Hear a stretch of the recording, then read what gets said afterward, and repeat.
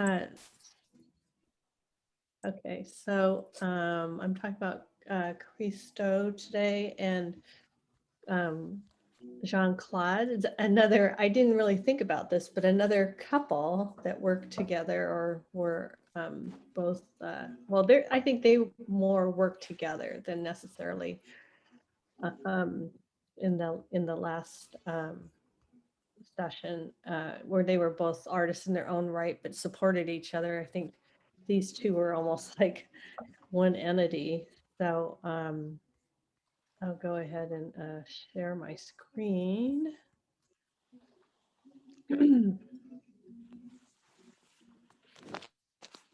Okay, so Christo and Jean-Claude. I'm thinking that some of you may have heard of them. Pretty, was it in this group where a few people went and had seen some of their work back in the day? There was quite a few people from my last session that had seen the umbrellas, their umbrella installation. So this is the couple, Christo and Jean-Claude. This is some sketches from their work that was called Surrounded Islands, and this was out near Miami in Florida, Biscayne Bay, and this was from 1980 to 1983. And a lot of this actually is a very short time frame, but a lot of their work can span decades because it takes so long for them to realize their installations. Christo was born in 1935 and he lived till just last year, actually. And Jean-Claude was also born in 1935, but she passed away in 2009. And they're known by their first names. And they're noted for their large scale and site specific environmental installations. Usually they're large landmarks or landscape elements wrapped in fabric, including the wrapped Rheinstag in Germany, the Running Fence in California, and Gates of New York's Central Park. And interesting enough, they're born on the same day, but in totally different countries.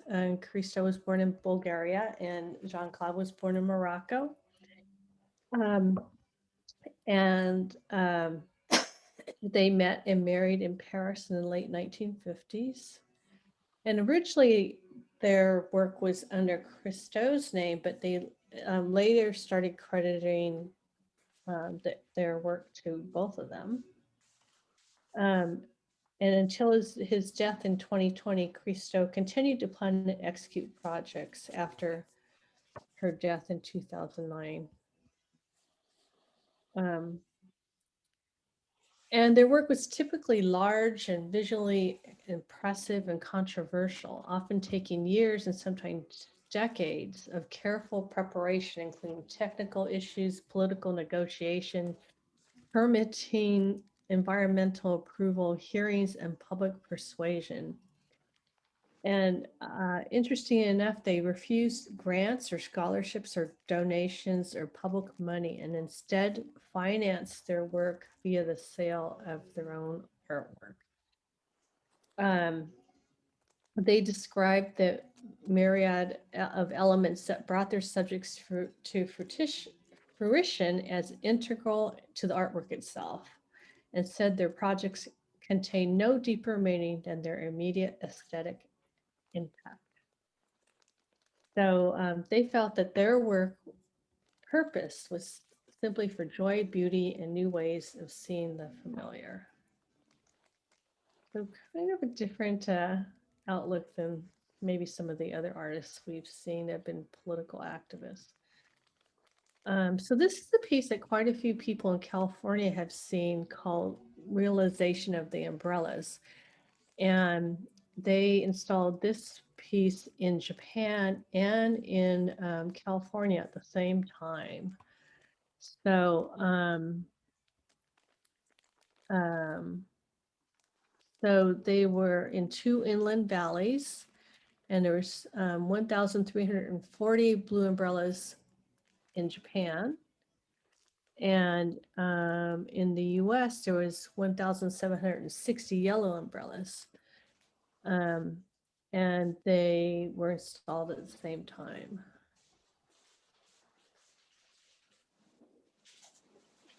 This is the Pont Neuf wrapped in Paris. They actually wrapped the bridge, and that was from 1975 to 85. I think usually their exhibits were up for a couple weeks. Well, that's what I've seen with a few of their others. I don't know specifically if all their works were up for 2 weeks, but it was the whole process they considered part of the art. And a lot of it got stuck in trying to actually even get it installed through all the permitting and politics. And here they are at the their running fence exhibit or installation. It was in Sonoma in 1976. And this is the Valley Curtain in Rifle, Colorado, which was from 1970 to 72. Here's the gates in Central Park. Now you can see they list the time frame for this from 1979 to 2005. I think this is one of their toughest installations. Okay, so I have a few different videos. One of them's well, it's a 60-minute video, 60 minutes from a 60 Minutes program, and I think you really get an idea of who they are. And then I'll take you into some specifics about different projects they did, and also this view into their home.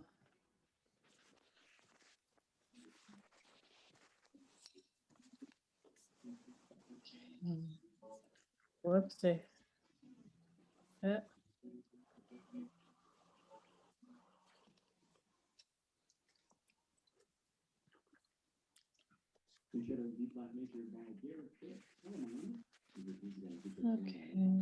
Illnesses that are preventable, like heart disease. 60 Minutes Rewind. It happened yesterday in New York and can only be described as a happening. It is The Gates, the latest vision of the artist Christo and his wife Jean-Claude, finally come to fruition. A mere quarter century in the making. You'll meet the Christos in a minute. First, that work of art. It's on a titanic scale. Central Park.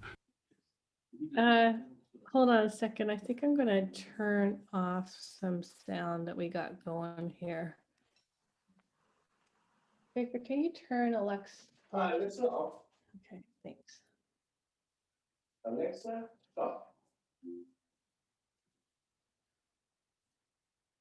Okay, here we go. New York's own little patch of the natural world has been relieved of its winter drabness with, well, take a look.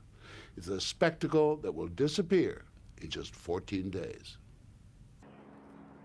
The canvas is one of the most revered pieces of real estate in the country. 800 acres of urban oasis. Today, threaded with 7,500 gates, each suspending a free-flowing, shimmering, saffron-colored flag. This new New York landscape is one thing. The people who made it happen are really something else. Christo and I. Meet the Christos. The artists like their art larger than life. Do not adjust your set. That is her hair. Wherever they roam, this one-couple art movement causes a buzz. Part Barnum and Bailey, part Michelangelo and Leonardo. They're full of hype, and they deliver on it. I have unstoppable urge to do this project. They're absolutely irrational, irresponsible, with no any justification. This project has happened only because the artists like to have them. Look and sound a bit smug? You bet. Together, they've proven themselves on 4 continents by turning the familiar into the spectacular. You may well ask, what is the point of these gates? Well, there is no point. No symbolism, no moral or intellectual statements, just something beautiful to look at. It's only the gates, a work of art of joy and beauty. We do not build messages, we do not build symbols. It's only a work of art, nothing else. The Christos are an obsessive, two-headed force of nature. Born on the same day 69 years ago, they speak mainly with one voice, hers. But you have a habit of completing his sentences. Yes, because when we arrived in the United States, he didn't speak a word of English. I never learned English in school. And now, as you said, now I do let him talk, but I sometimes finish the sentence. I've also heard the phrase good cop, bad cop. Yes, You're the bad cop? I'm No, the bad cop. not at all. No. I am The word comes from us. When we arrived in the United States, we decided we will play good cop, bad cop. Christo is the pure angel, the dreamer, the artist. Jean-Claude is the art dealer, the administrator, the organizer. The money lady? Yes. And In other words, she who must be obeyed. So Christo became Christo and Jean-Claude a decade ago, much to the amusement of the art world. Michael Kimmelman is chief art critic of the New York Times. Christo ceased to be Christo and became Christo and Jean-Claude. I think the basic issue there is that his projects are the whole enterprise. that's wonderful. And therefore, if she is involved in much of that, then I think he quite rightly sees her as a genuine collaborator. But there's also the very real possibility that none of this would happen without her. Yeah, absolutely. I think she is essential to it. At this point, they're inseparable, and their act, of course, while occasionally a little overbearing, is part of his whole aura. They've been polishing their act and their aura since they first met in Paris almost 50 years ago. She was a daughter of privilege. He was an artist, a refugee who had fled Stalinist Bulgaria. My father was in prison, accused to be the enemy of the people. In the West, Christo was determined to create a new kind of art, owned by no one, influenced by nothing but his own vision. All our project is about freedom. Nobody can buy this project. Nobody can own this project. Nobody can charge tickets for this project. They're there for a few days and they're gone. And so their work is ephemeral, fleeting, like the 3,000 giant umbrellas they installed simultaneously outside Los Angeles and Tokyo. Christo called it a gentle disturbance. After 2 weeks, it was only a memory. In 1983, Christo and Jean-Claude went south. Target, Miami's Biscayne Bay. Mission, dress 11 islands in pink. It was either appealing or appalling. For sure, it was Florida. A woman came to me and she looked very furious and she said, I saw it on television. It's very ugly. It looks like a giant spill of Pepto-Bismol. Not even an hour later, an elderly gentleman came and said, bless you. I have never seen anything as beautiful in my entire life. It looks like a giant spill of Pepto-Bismol. Whether you're one of the pro-Christos or the anti-Christos, they always have the last laugh. Like when they occupied Paris and turned this into this, wrapping the Pont Neuf, the city's oldest bridge, in silky golden fabric. It was described as gilded magic, but the magic followed a decade-long assault on Paris's bureaucratic barricades. We had a running battle against our opponent, Mr. Jacques Chirac, for 10 years. 10 years. Monsieur Chirac, then the mayor of Paris, now the president of France, finally surrendered and said, okay, go wrap the bridge. For the Christos, battling bureaucracy is not only part of the work, it's part of the fun, and they've raised it to an art form. You choose projects where you know there is going to be not just minor resistance, but huge resistance, resistance that lasts for decades, and you seem to relish it. No, but there is no other way. We don't relish the We're resistance. not masochists. It's unavoidable.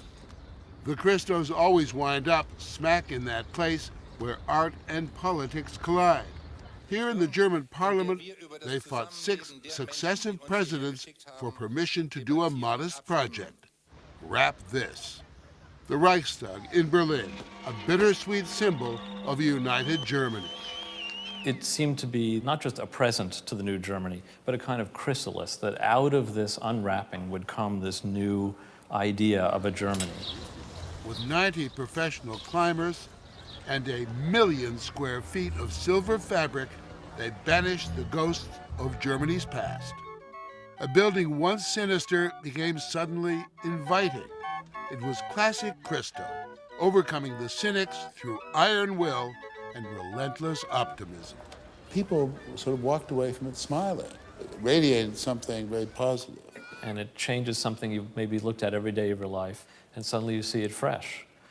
That's what really art is about. The story will continue after this. Do you struggle with belly fat and nothing works to get it or keep it off? Then I've got news for you. Because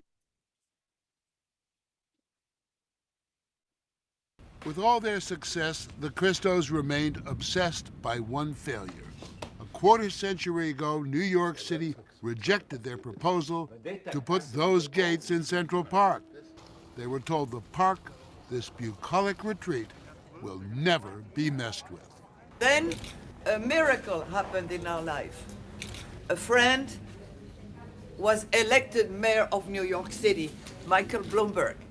Christo and Jean-Claude have been trying to do this for 25 years. 26, but who's counting?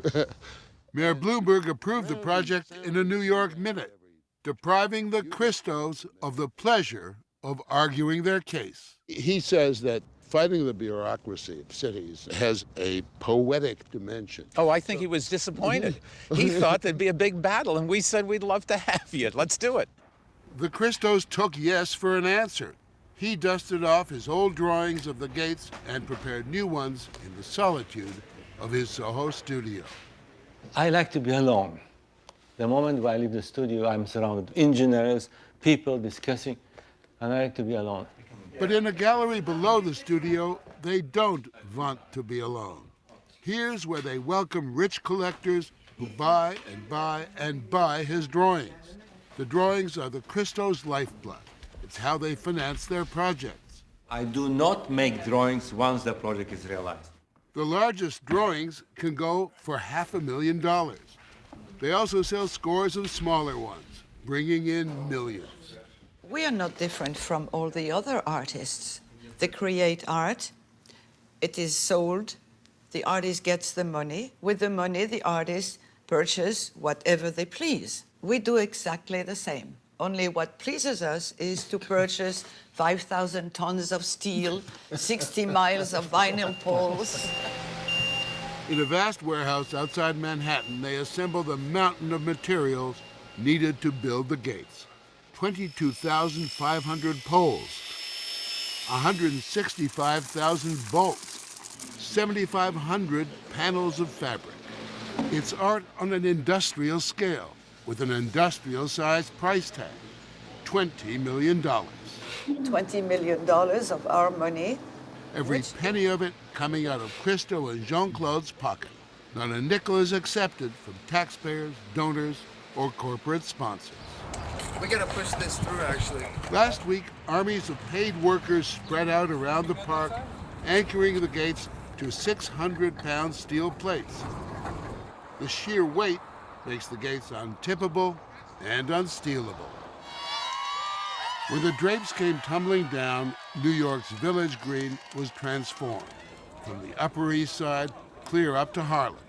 And something else happened too. Those jaded New Yorkers who thought they'd seen it all were giddy with what Christo and Jean-Claude had done to their backyard. There will be never gates anywhere in the world. This is only gates in Central Park. They go away, but they will remain as once upon a time. In memory. Yes.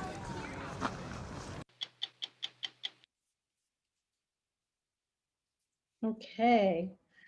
So, I just, I thought it was so fascinating that they actually take no money to create their projects. I mean, they make their money from their sketches and their designs that they sell afterwards. And so I think, what did they say? How much did they say the gates cost? Like $20 million, I think. So I had another question. Someone had asked what happens to all the stuff after they create these things, and a lot of it goes, they recycle it. I don't know exactly what that means, recycling. If they give it to they use it for other purposes, or they actually take it to a recycling place. I'm not sure. I didn't dig deeper into that. But I thought that actually the whole part of the battling to get their installations put into specific places is something I totally would not like doing. I hate doing all that kind of political negotiation and collaborating and everything. So, but they seem really, really good at it. Does anybody have any other thoughts about them? Has anyone seen any of their work in person? Yeah, I thought perhaps some people may have seen some of the I'm work. curious if there's anybody else like them. It'd be fun if there was somebody around now we could go see if there was anybody. Well, there are some other land artists, but I think not, and environmental artists, but maybe not on their scale. Oh. Not doing multiple big, large projects like that. Judy? Yeah? Why are they only set up for such short periods of time after making that kind of investment, like a $20 million investment? Why aren't they let to stay up for several months or a year? I'm not sure. I'm thinking that that's their choice, that they really only want it. They want it to be this special 2-week long event or happening. I don't know if there's issues with permitting and that sort of thing. That could possibly come into play too. But they seem to want it to only, I mean, my impression is that they want it to be very fleeting, like a special event that people will rush and go to. One other question. In the New York situation with the gates, what time of year was that? I don't know specifically. It looks like it was fall, maybe. But yeah, I wondered why they picked saffron. They seem to like to use those bold colors. I don't know. To me, they reminded me of like the Toro gates in Japan, kind of that same kind. I don't. That's what I got out of it when I first saw it. I thought they reminded me of the big kind of orangey reddish gates that they would put up in front of the temples or around the temples. I don't know. Did you get that, Karen? I don't know. You might know what I'm talking about.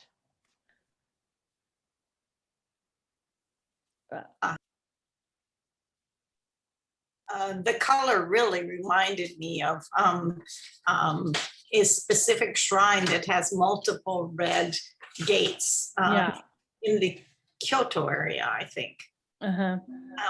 But those are bright red and these are orange, but it's the same idea, I think.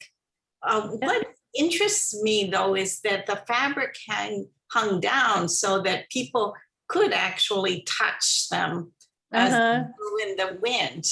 I thought that was an interesting interactive part because most of their installations, you can't really access them. Whereas with those gates, you could touch the fabric up above.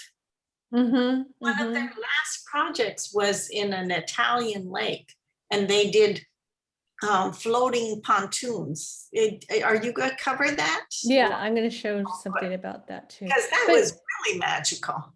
Well, also in Germany, people could go up and touch the building. You know, you saw that they were touching the fabric, but and I think on the bridge too in Paris, but maybe not in the same way. It was more wrapped and not flowing. And for that one guy was running through and touching and hitting the drapes. So, but you know, they don't really want to describe their work, right? They said that the work is not it is not symbolic. It's purely for aesthetic reasons. So if they mean it to mean more than that, it's not anything that they've said or has been written. So I mean, people can analyze it, I suppose. I mean, that color is reminds me of a sacred color that is often used in monks' robes and things like that. But I don't know. They don't say why they pick a particular color. I mean, the islands in Florida, that kind of bubblegum pink is sort of a color that's reminds me of Miami, but I don't know exactly why they pick the colors that they do. Oh, do I have a question here? Oh, okay. Well, we did have one person who's seen the bridge in Paris. I would love to see that. And there were, in my last class, there's quite a few people that saw the umbrellas. So, okay, so let me go back to my showing you another video. Oops.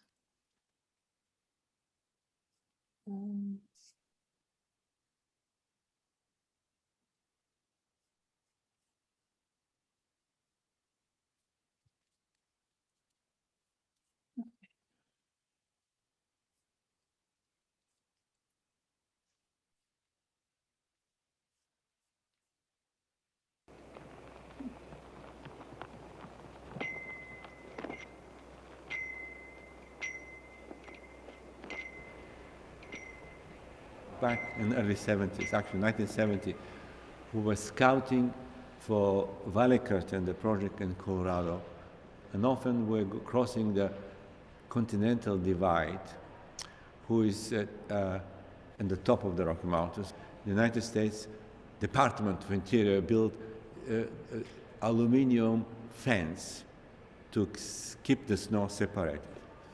And that is probably the first image of fence running, even the fences all around the world running in all directions, but I see up on the top of the Rocky Mountains.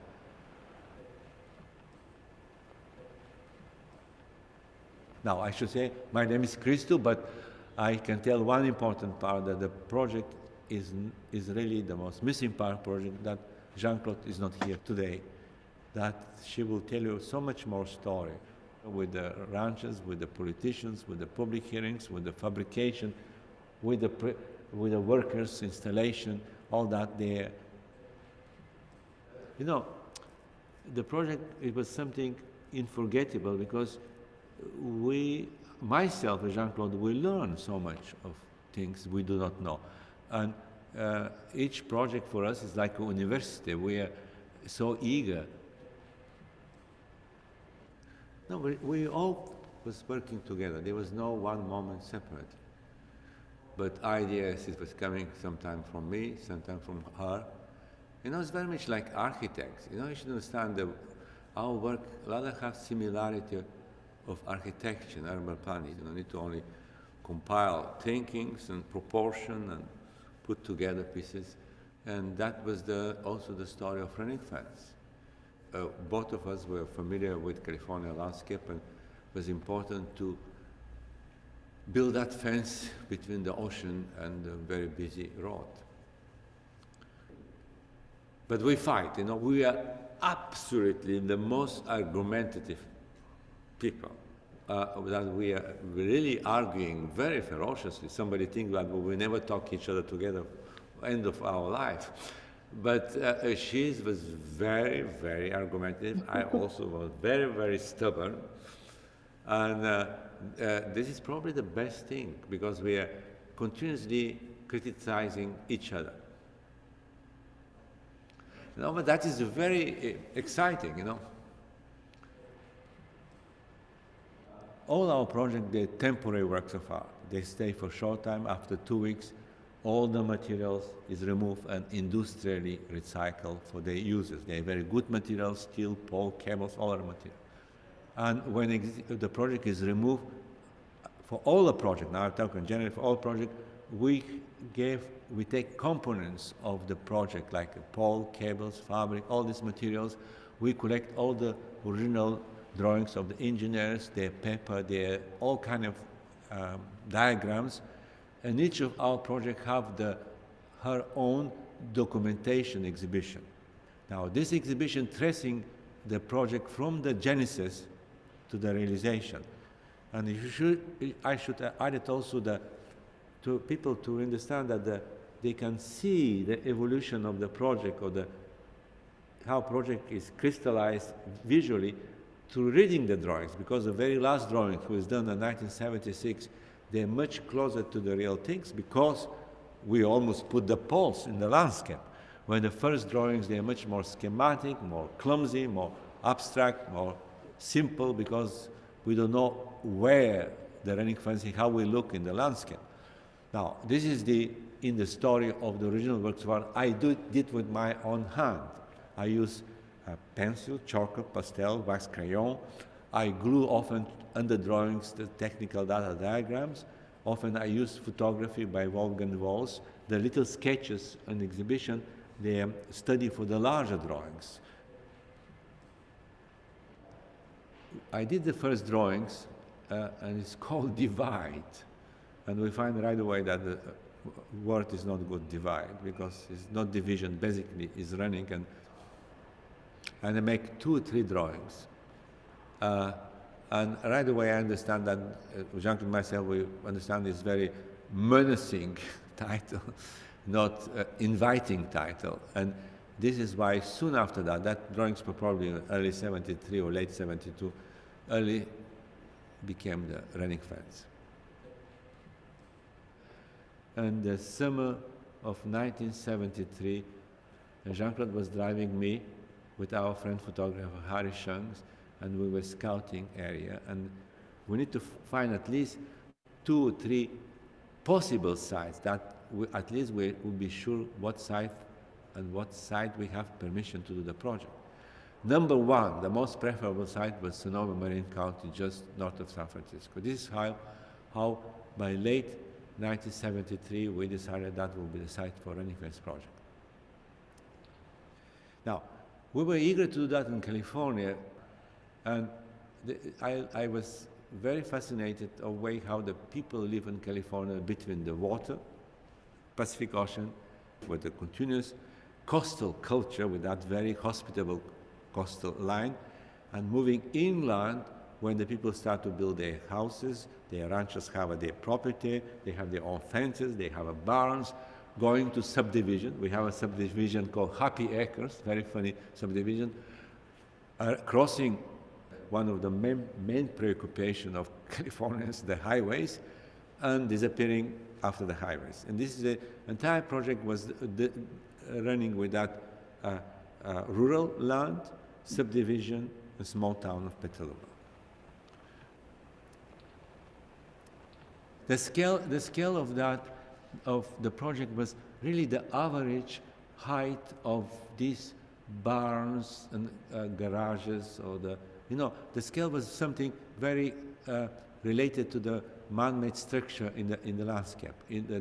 Because only by having human activity we can have a scale of the work of art. The project was scheduled to be done in '75. And only we discovered that, only once we get all the ranches, we discovered that big problems start with the governmental permission. We were, on the contrary, we were believing that the ranches would be the problem in the beginning, but there was no problem with the ranches. And the way was hard. We need to convince some ranchers, we need to argue, but we were stopped with the governmental permits. And of course, the committee to stop the running fence was taken to court. And we go to the appellate court in San Francisco when finally we get the permission. The the exhibition one way to show the rencontre of the ranchers and the way the public hearings is related, because I should say that with not ranchers' support, we will never get the permission of the running fence. Each of our projects, the unique image. We will never build another running fence. We will never surround another islands. It's certainly all our projects, they're like living objects. Much of the public see the project in still photographs. And through the still photography, you can have some idea, but if you see them film, you can see much more of the energy the fabric is translating of incredible force and very invigorating visible forms. And you know, the fabric, because we have extra fabric, when the wind, the fabric was like the wind was traveling to the panels. We have a grommet, and the grommets have a steel rings, and the steel rings was of the grommets was when the wind's blowing was touching the poles, and it was making the sound like a Buddhist monk walking in the forest, and you have the sound in the fog.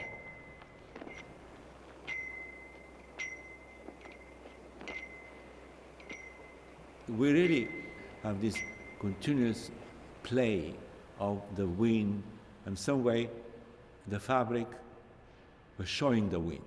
The wind, you cannot see it. Only by this energy of the fabric, you see the physical, what the wind is doing.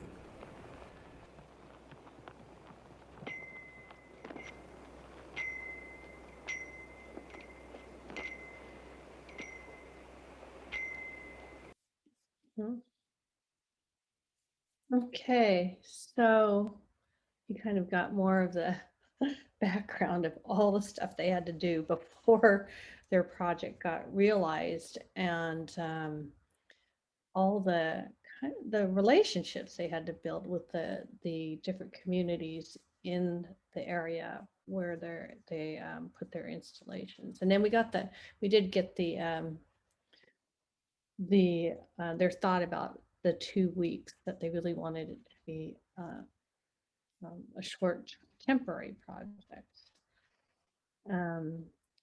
So let's see, I want to show the video about the most recent. I don't know, I think it's most recent, the one that Karen mentioned. Oops.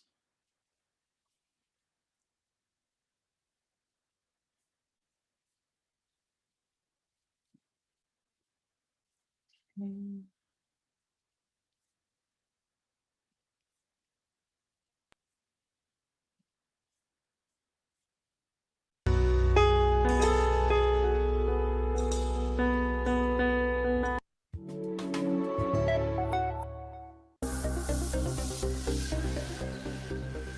More than 100,000 people have traveled to Lake Iseo in northern Italy for a chance to stroll across Christo's latest creation, the floating piers.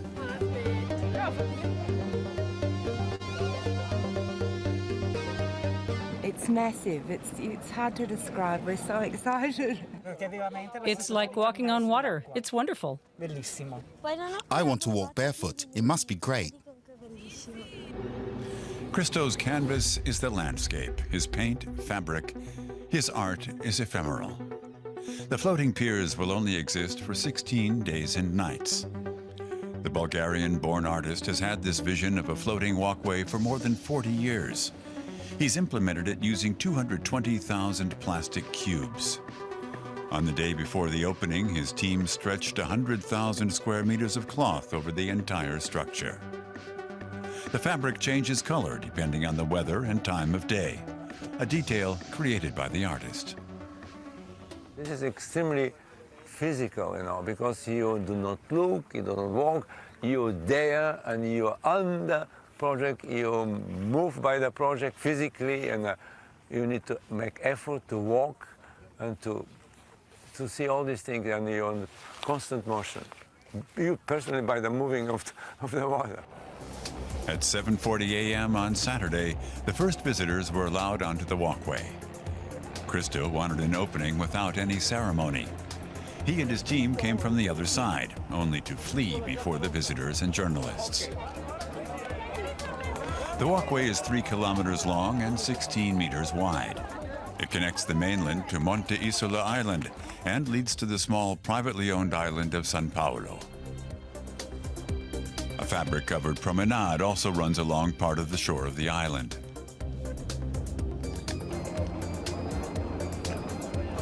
But it's all proving to be a bit much for the small population of Monte Isola. Its bars ran out of drinks on the very first day. Wow. But special socks for walking on the piers are turning into a popular souvenir. We're grateful to Cristo. I hope he's made Monte Isola famous. In our 42 years of business, we've never seen such madness. We can't handle the crowds. I hope we can manage it. It's incredible. The installation cost 16 million euros. Cristo financed it himself, as he does with all his projects, through sales of his drawings and photos. It's the first large-scale project he's created without his late wife, Jean-Claude, who died 6 years ago. Jean-Claude is with me all the time. Really, for me, Jean-Claude never passed. She's all the time with me. Of course, she was an incredible intellect, enormous critical person. I miss her all the time. And when we have a problem, and I always say, what Jean-Claude will say now? Access to the walkway is free, but visitors should be prepared for long lines. Only 11,000 people can be on the walkway at the same time to prevent unintended dips in the lake. And we seldom have this experience to walk on the lake. It's amazing for me. Yeah. In 2 weeks, everything will disappear. Can you imagine that? An artist that doesn't want to keep his work? It's just like a happening. Applause for the artist as Cristo cruises around his floating piers. The project is the main focus of his life at the moment. Basically, for 16 days, I will not see anybody except be in my project, and I will welcome friends, but I will not go any other place, not leaving Lake Iseo, be here with the project. A storm is looming. The walkway is cleared when a storm threatens. And then the floating piers can be seen the way Cristo first envisioned them, without masses of people, a striking man-made installation located in one of Europe's most stunning landscapes.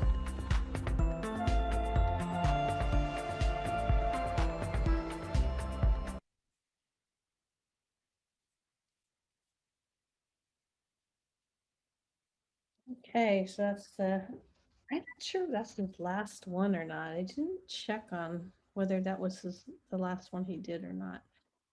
And then I just wanted to show one more quick thing. It's about their studio that I thought was really interesting.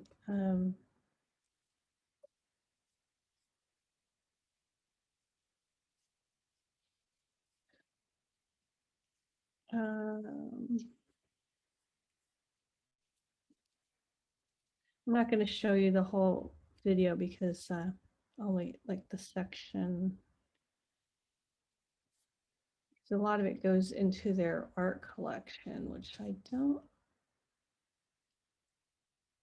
think was that interesting. Let me see.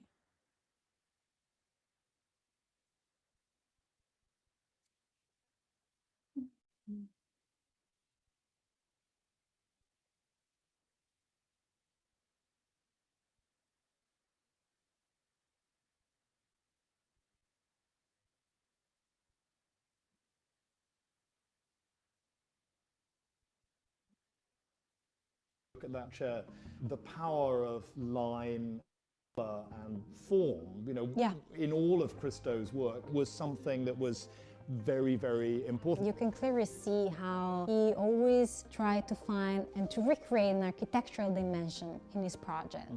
And it's very important, especially when you look at the wrappings, because he tries to synthesize the essential lines of architecture. Right.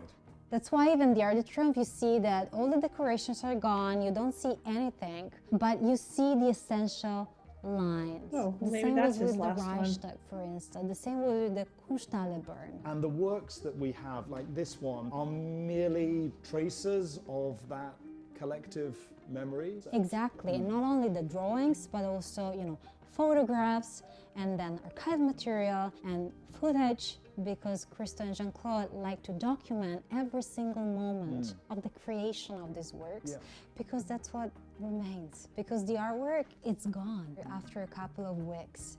And that's why they're so special, because they create these unique fragments of beauty, and then you, as a visitor, feel the urge to go and see it, because you know that if you don't do it now, you will miss it forever.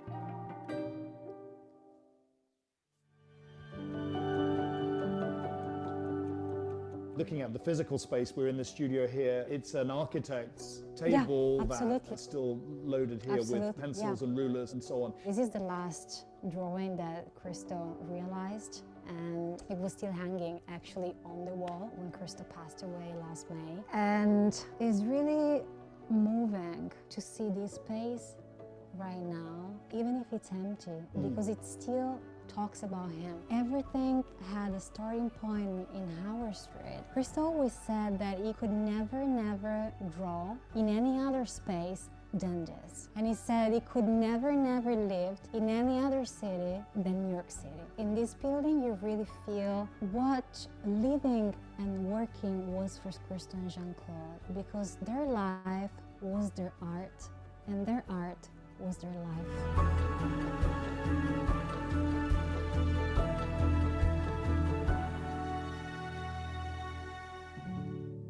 Oops.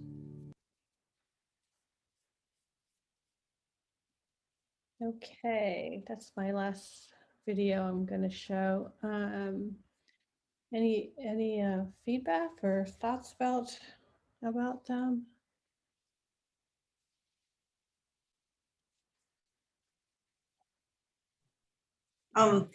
It's interesting to me that he compares himself to an architecture background, because I think also Maya Lin talked about how the architecture was so important to her background. And I think it's probably a matter of scale. When you do those big projects, you need to have a sense of the context. I was talking with my daughter, and she had gone to Maya Lin's storm waves in New York State, and the scale is amazing, because you can literally disappear between the hills of those waves. And she also has a memorable experience because she did a cartwheel and injured her ankle on one of the waves. But it's fascinating, the scale. But Maya Lin's work stays. And I guess the point of Christo's was that it was so ephemeral. It's just amazing to me. Thank you for pulling this all together. You're welcome. Yeah, Maya Lin's, a lot of her work she was commissioned to do too. And I think she had some of the same issues too, in a different way, working with the different groups and getting into the communities with the indigenous group that she developed, that the area over in Oregon. What's it called? Oh, I've forgotten the name of. Lewis and Clark, right? No, it's called the Confluence Project. Oh, the Confluence Project. Yeah. But I remember it had to do a little bit about the history between what was there and what happened when Lewis and Clark came, and what remains. Right. So, and her work has such more of a, she had a message she was getting across with her social justice and environmental movement. But yes, they both have the architectural background to